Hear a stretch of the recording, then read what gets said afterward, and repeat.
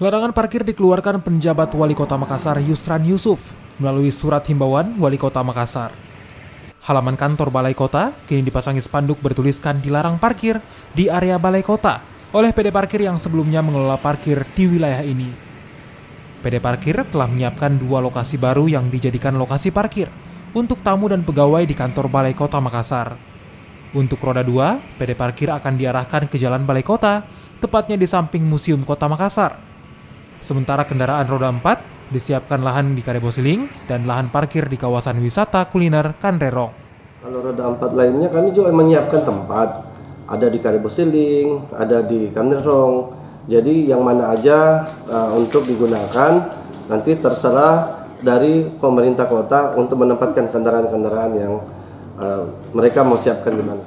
Untuk memudahkan tamu yang parkir di Karebosiling dan Kanrerong, pemerintah kota akan menyiapkan kendaraan antar jemput tamu.